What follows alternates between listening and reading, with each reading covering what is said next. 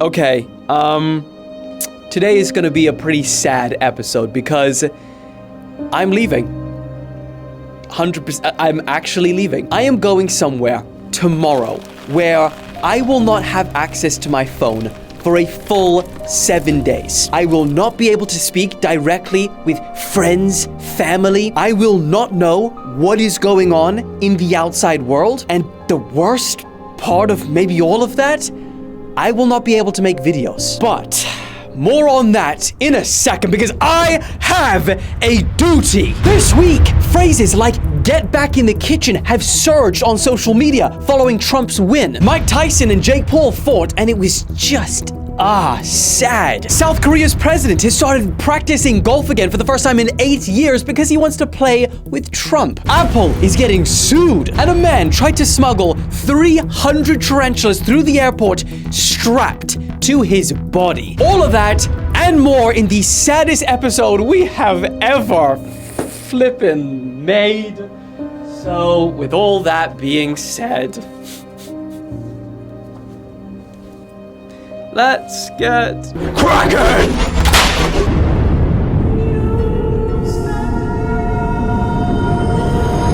Okay, let's kick today off with this one because last night, Jake Paul and Mike Tyson fought.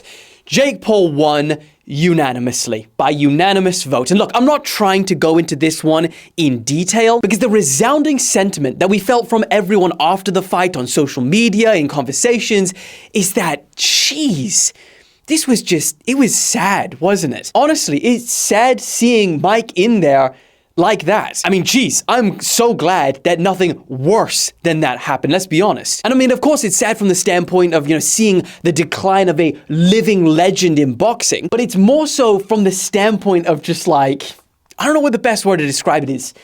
Almost cruelty, hey? I mean, the first round, he came out and he looked like, he had a bit of spring to it. You could see him, doing his thing. But then it was like almost immediate after round 2 and beyond. You could just see him slow down, get weaker and weaker and just kind of be standing there. And then he took more and more punches and you're just like, damn, it just didn't feel right. And I mean, let's be honest, of course, like, Mike Tyson, he's not complaining at all. He said he doesn't care about his legacy. That's just another word for ego for him. And he's probably made tens of millions off of that fight. So Mike Tyson's not complaining. But for me, as I was watching this, it kind of reminded me like whatever was in us humans throughout history. Like in the Colosseums where people would crowd to watch those gruesome and unfair battles. It feels like the allure to watch that is like, that's still in us, even if it's just a little bit. I mean, some more than others, let's be honest. No one thinks that a 58-year-old man fighting someone more than half his age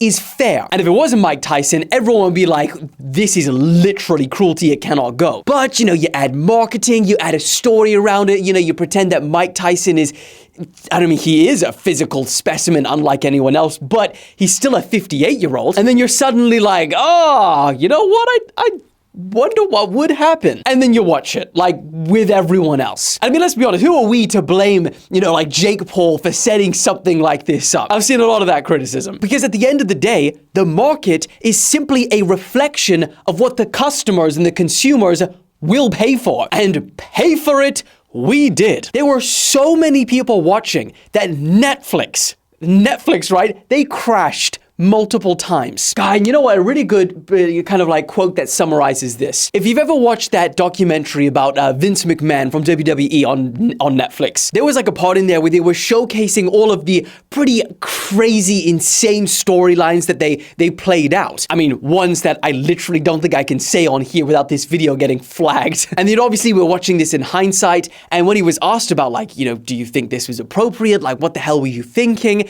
And he said something to the documentary maker. He said something like, what's worse, the people who made it or the people who enjoyed it? And I thought, I was like, damn, you know what? In that moment, I thought, yeah, we hold a bit of responsibility too, hey? I mean, hell, I watched the fight, so They got me too. Anyway, slight tangent, moving on. So, in the last video, we saw how some women reacted to Trump's victory with the 4B movement. But now we're seeing how some men reacted to the victory because according to a disturbing new analysis, phrases like "get back in the kitchen" and "your body, my choice" has surged on social media since the election. I mean, this post by Nick Fuentes, for example, on the night of the election saying "your body, my choice" forever got over 90 million views and was reposted more than 35,000 times. Between Thursday and Friday, the ISD recorded a 4,600% increase in mentions of that phrase on X, and also posts calling for the repeal of the 19th Amendment, which is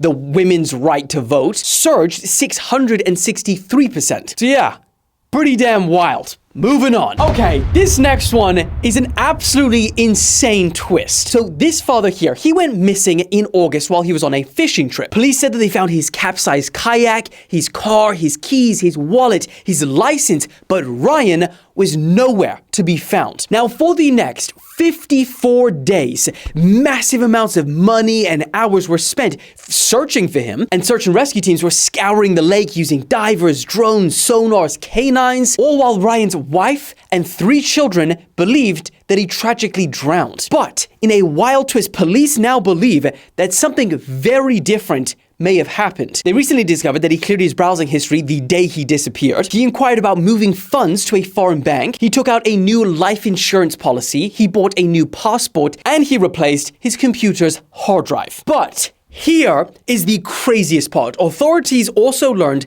that Ryan had been communicating with a woman from Uzbekistan.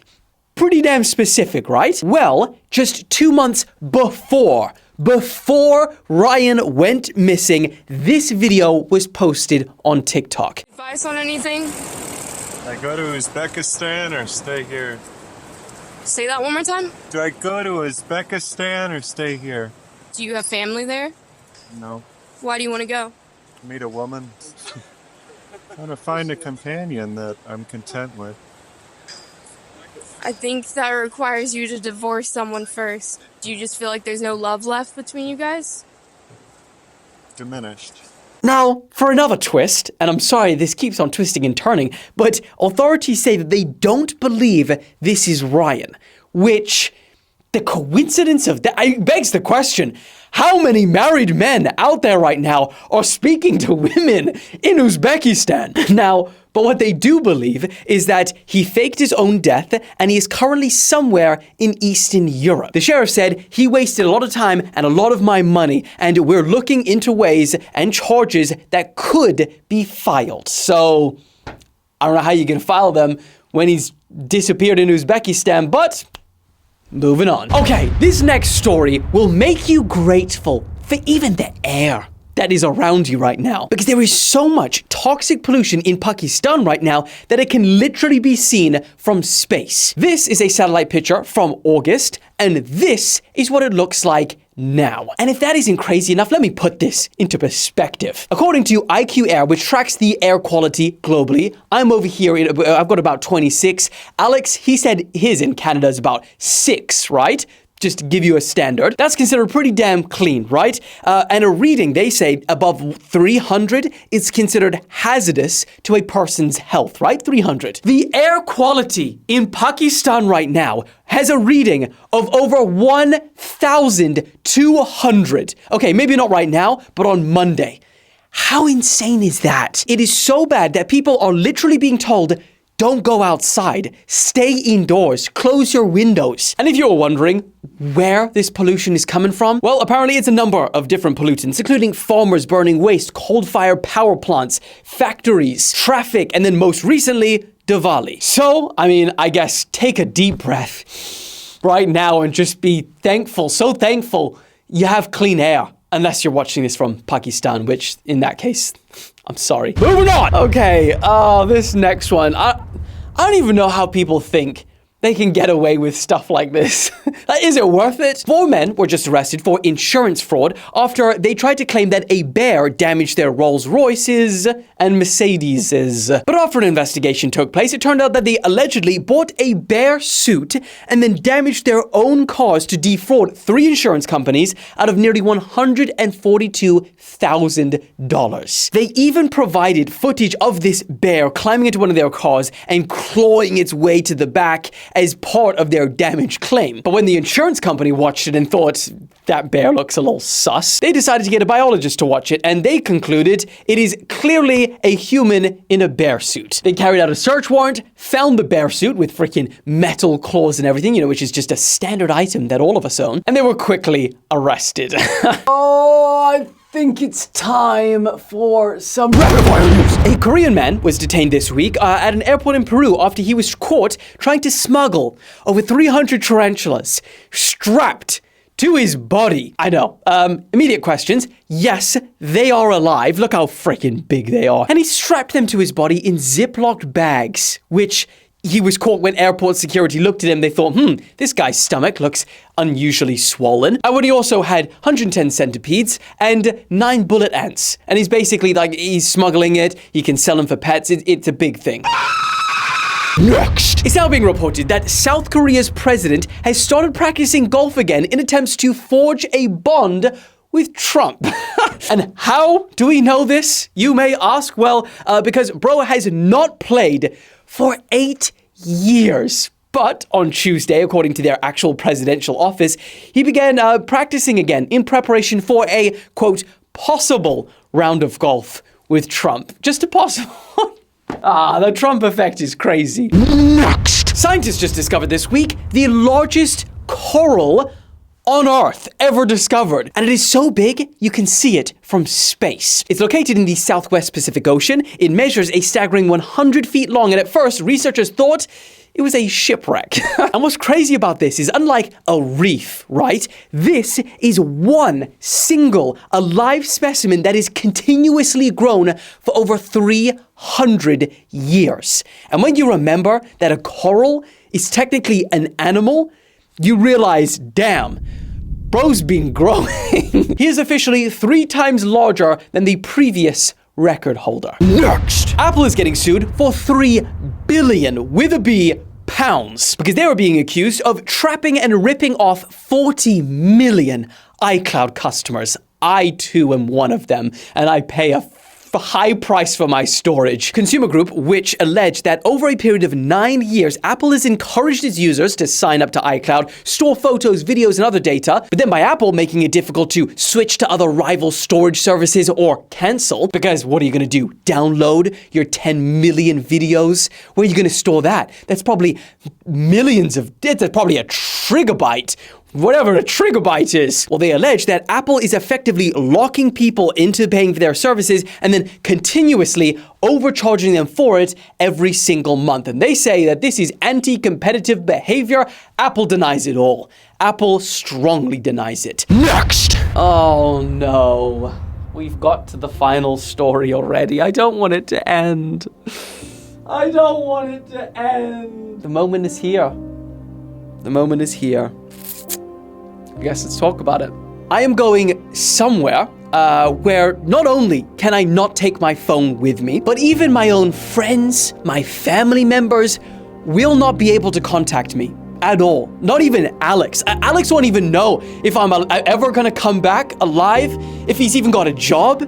It's gonna be a stressful week for Alex. I mean, the crazy thing is that I am someone who, for the last 3 years, has every single day looked at what's going on in the world, looked at the news. I've gone that many days with every single day, without failure, there's not been a day. And now, cold turkey for a maximum of 7 days. It's gonna be crazy. I mean, I'm gonna come back and World War III has started. We've probably made contact with aliens, freaking Putin is the president of the United States. I mean, we all know from these videos that a lot can happen in a single week. But look, okay, I would not be disappearing without a good reason. You gotta trust me on that. And I don't want to be getting back and seeing videos circulating like, oh, they finally got to bro. He's being cloned. Or like, no, none of that, okay? My absence must be treated with dignity and respect. But like completely honestly, I will be okay, all right? Like I'm just legally, I'm not allowed to talk about it, say where I'm going. In fact, I've probably already said too much. But actually, one thing which I thought would be really fun upon my return, my safe return, every week, I give you guys the news. But how about this time, where I can't give you guys the news, you give it to me. So in the description, or wherever Alex puts this, now when he uploads this video without me, there will be a Reddit thread which anyone can post on, and it will be the first thing that I look at when I get back and to see what the hell happened in my absence. Alex will be running it and moderating it. Alex, make sure they behave themselves, okay? Facts only. The same way that I give you facts only, do the same for me. So with all of that being said, wish me luck. I'm gonna need it. And I hope I only have to say this to you guys once in my life, but goodbye. I mean, gosh, I don't even want to end the video. Is Alex playing emotional music? It feels emotional.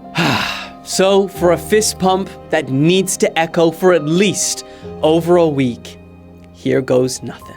Love you guys, and I'll see you soon. Boom!